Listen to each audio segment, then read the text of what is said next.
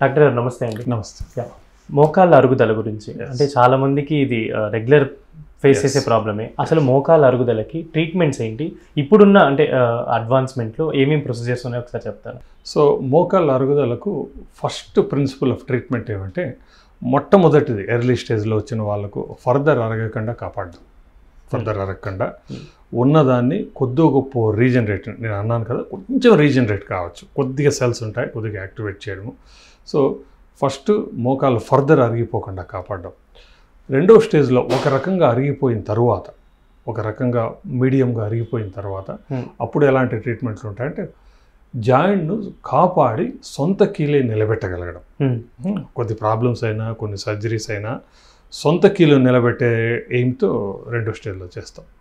మూడో స్టేజ్లో ఎప్పుడైతే 3 and 4 అంటామో, పూర్తిగా అరిగిపోయి, మూడో కేటగిరీ పూర్తిగా అరిగిపోయి డే టు డే లైఫ్ ఇంకా బాగా ఇబ్బంది, మిగతా కన్జర్వేటివ్ ఆప్షన్స్ అన్నీ ఎగ్జాస్ట్ అయిపోయినాయి, అంటే మిగతా ఆప్షన్స్ అన్నీ వాడి ఉపయోగించుకొని ఇంకా పని లేకుండా అయిపోయినాయి.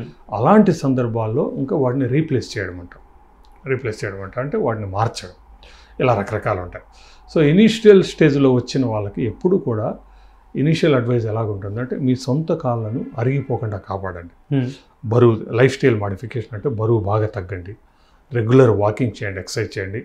ఏదన్నా హెవీ యాక్టివిటీస్ చేస్తుంటే, హెవీ స్పోర్ట్స్ కానీ, హెవీ వెయిట్స్ లిఫ్టింగ్ కానీ అలాంటి యాక్టివిటీస్ ఉంటే తగ్గించేదానికి ప్రయత్నం చేయండి.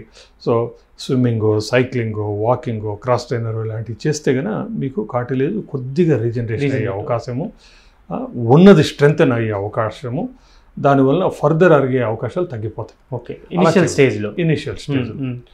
దాంతోపాటు కొన్ని ఫిజియోథెరపీ, కొన్ని ఎక్సర్సైజ్ ఉంటాయి, muscle strengthening exercise very important. Muscle strengthening చేసినప్పుడు మోకాలు బాగా బ్యాలెన్స్ అవుతుంది, మూమెంట్ అంతా స్మూత్ మూమెంట్, బ్యాలెన్స్ మూమెంట్ ఉంటుంది. బ్యాలెన్స్ మూమెంట్ ఉండడం వలన నొప్పి తగ్గుతుంది, స్టెబిలిటీ పెరుగుతుంది, స్ట్రెంగ్త్, స్టెబిలిటీ, కాన్ఫిడెన్స్. దాంతోపాటు ఫర్దర్ అరగడం కూడా తగ్గుతుంది, ఎందుకంటే అది బ్యాలెన్స్ లేనప్పుడు ఇంకా ఎక్కువ అరిగే అవకాశం ఉంటుంది. అది చేస్తాం. రెండో స్టేజ్లో కొన్నిసార్లు ఏం చేస్తామంటే, వాటిలో రకరకాల న్యూట్రోసూటికల్స్ అని ఉంటాయి. అంటే ఇవి కార్టిలేజ్ కావాల్సిన కొన్ని పోషక పదార్థాలు. కార్టిలేజ్లో కొలెజన్ పెప్టైడ్స్ ఉంటాయి, ప్రోటీగ్లైకాన్స్ ఉంటాయి, హైల్రానిక్ యాసిడ్ ఉంటుంది.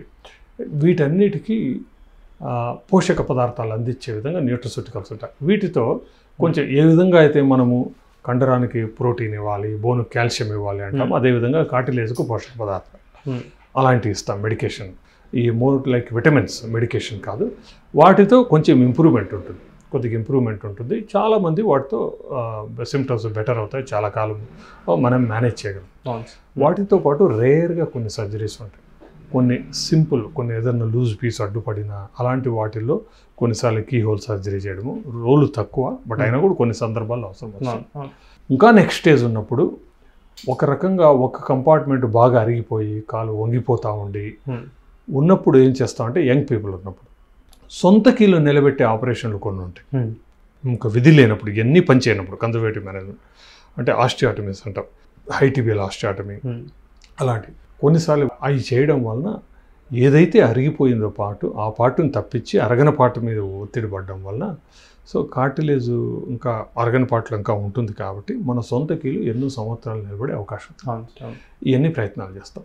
ఎప్పుడైతే స్టేజ్ 3, స్టేజ్ 4 ఉందో అప్పుడు కూడా పేషెంట్ అవసరాన్ని బట్టి ఇంకా మిగతాటి ఎన్ని ఎగ్జాస్ట్ అయిపోతే అప్పుడు కొన్నిసార్లు రీప్లేస్ చేయాల్సి వస్తుంది. ఓకే, టోటల్ నీ రీప్లేస్మెంట్ అంటాం. సో అంటే 1-2 స్టేజెస్లో ఉన్నప్పుడు కూడా మీరు అంటే చాలా అడ్వైజెస్ అయితే చెప్తారు పేషెంట్? ఎస్ డెఫినెట్గా 1 and 2 స్టేజ్లో మీరు డాక్టర్ దగ్గర పూర్తిగా అరిగిపోయినప్పుడే పోకూడదు. అంతే పూర్తిగా డ్యామేజ్ అయినాక మళ్ళా ఏదైనా కూడా, ఇప్పుడు ఇల్లు దెబ్బతింటాను, క్రాక్స్ వచ్చాయి, మీరు 1 stitch in time saves a lot later అన్నట్టు మొదటిలోనే మీరు వస్తే ఎంతో ఉపయోగం ఉంటుంది. మీరు దాన్ని ఎండ్ పూర్తిగా అరిగిపోయేదాన్ని కాపాడుకోవచ్చు. Thank you. నమస్తే.